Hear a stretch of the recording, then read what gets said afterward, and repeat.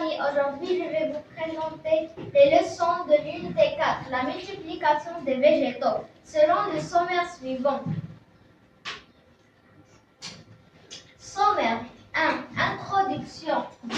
La reproduction sexuée. 3. Définition. 4. La fécondation. 5. La reproduction asexuée. Et 6. Conclusion. Introduction.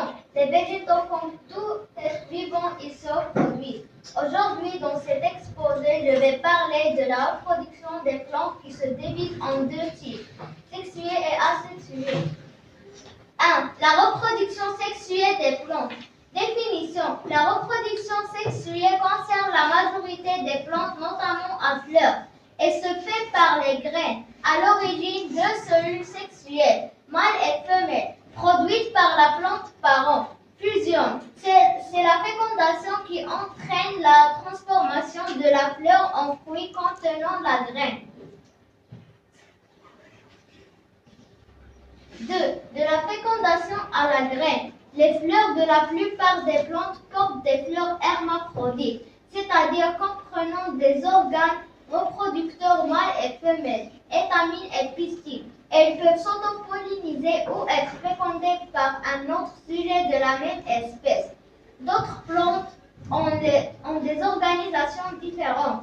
Chez une espèce monoïque, les organes reproducteurs mâles et femelles sont séparés, portés par deux fleurs distinctes, l'une mâle et l'autre femelle, sur le même pied, pin, chêne, noisetier, concombre, melon.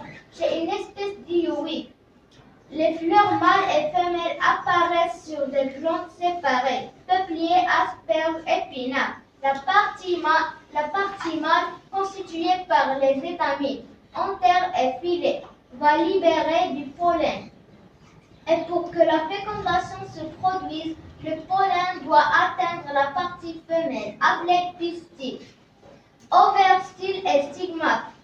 Pour que cette rencontre ait lieu, soit la plante s'autoféconde, dans de rares cas, soit les éléments naturels tels que la pluie et le vent emportent les graines de pollen, soit enfin, dans la majorité des cas, ce transport est assuré par les insectes dits pollinisateurs.